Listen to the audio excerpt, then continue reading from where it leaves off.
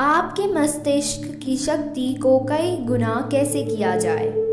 इंसान के मस्तिष्क की तुलना एक बिजली की बैटरी से किया जा सकता है। यह एक सुपरिचित तथ्य है कि बिजली की बैटरियों का समूह एक अकेली बैटरी की तुलना में अधिक ऊर्जा प्रदान करती है। यह भी एक सुपरिचित तथ्य है कि एक अकेली बैटरी उसी अनुपात में ऊर्जा प्रदान करेगी जितनी कि उसके सेलों की संख्या और क्षमता होगी। मस्तिष्क भी इसी तरह से काम करता है। यही कारण है कि कई मस्तिष्क अन्य मस्तिष्कों की तुलना में अधिक प्रभावी होते हैं। और इससे हम एक और महत्वपूर्ण तथ्य पर आते हैं। सामंजस्य के भाव द्वारा मस्तिष्कों का संयोजित समूह एक अकेले मस्तिष्क के आधार अधिक विचार ऊर्जा प्रदान करेगा, जिस तरह बिजली की बैटरियों का समूह एक अकेली बैटरी की तुलना में अधिक ऊर्जा प्रदान करेगा। इस तुलना से यह तत्काल स्पष्ट हो जाता है कि मास्टरमाइंड सिद्धांत में शक्ति का वह रहस्य है जिसके द्वारा उन व्यक्तियों को शक्ति प्राप्त होती है जो दूसरे लोगों के मस्तिष्कों द्वारा खुद को घेरे रहते हैं। इससे एक और विचार मिलता है कि जो हमें मास्टरमाइंड सिद्धांत के आध्यात्मिक स्वरूप की समझ के और अधिक करीब ले जाएगा। जब व्यक्तिगत मस्तिष्कों का समूह सामंजस्य की भावना से संयोजित होता है और काम करता है तो इस गठबंधन से बढ़ी हुई ऊर्जा मिलती है और जो उस समूह के हर व्यक्तिगत मस्तिष्क के लिए उपलब्ध होती है। यह एक सुपरिचित तथ्य है कि हेनरी फोर्ड ने अपना बिजनेस करियर गरीबी, अशिक्षा और अज्ञान की बाधाओं के बीच शुरू किया। यह भी एक उतना ही सुपरिचित तथ्य है कि 10 साल के कम समय में फोर्ड ने इन तीनों बाधाओं को पार कर लिया और 25 सालों में अपने आप को अमेरिका के सबसे अमीर व्यक्तियों में से एक बना लिया। इस तथ्य के साथ यह अतिरिक्त ज्ञान भी जोड़ दें कि फोर्ड के सबसे तेज दिमाग उस समय नजर आए जब वे थॉमस अल्वा एडिसन के व्यक्तिगत मित्र बन गए। और आप यह समझना प्रारंभ कर देंगे कि एक मस्तिष्क का दूसरे मस्तिष्क पर प्रभाव क्या हासिल कर सकता है। एक कदम आगे जाएं और इस तथ्य पर विचार करें कि फोर्ड की सबसे महत्वपूर्ण उपलब्धियां उस समय से शुरू हुई जब उनका परिचय हार्वे फॉरेस्टनो, जॉन ब्रोज और लूथर बरैंक, जिसमें से हर एक में महान मस्तिष्क क्षमता थी, से हुआ।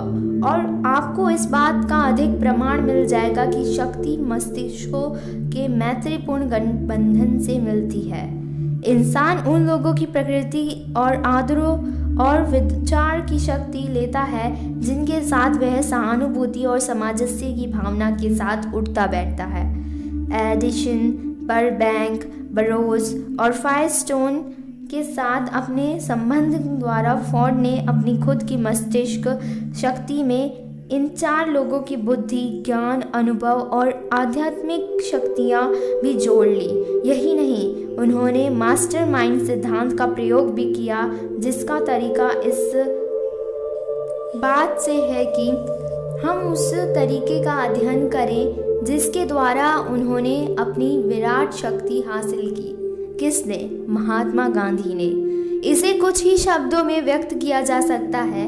उन्हें शक्ति इस बात से मिली कि उन्होंने 20 करोड़ लोगों को तन और मन से सामंजस्य की भावना से एक निश्चित लक्ष्य के लिए संयोजित किया।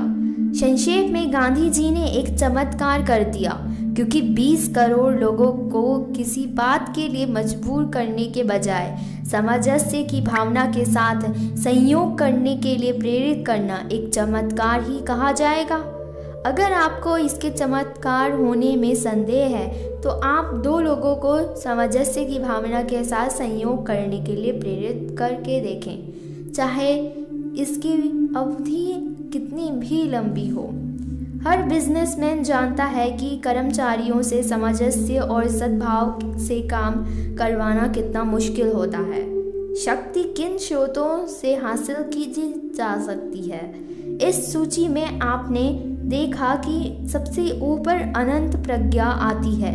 जब दो या दो से अधिक लोग सद्भाव की भावना से संयोजित होते हैं और किसी निश्चित लक्ष्य की ओर कार्य करते हैं तो वे इस गठबंधन द्वारा खुद को ऐसी स्थिति में ले जाते हैं जहां वे अनंत प्रज्ञा के शाश्वत स्टोर हाउस से सीधा शक्ति हासिल कर सकें। यह शक्ति के सभी स्रोतों में महानतम स्रोत है।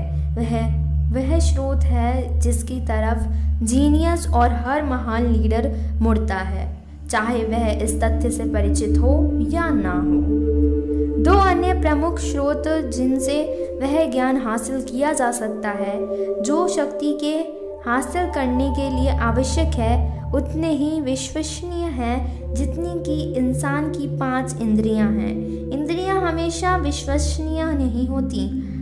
आगामी अध्यायों में वे तरीके विस्तार से बताए जाएंगे जिनके द्वारा अनंत प्रज्ञा से सबसे अधिक तीव्रता से संपर्क किया जा सकता है।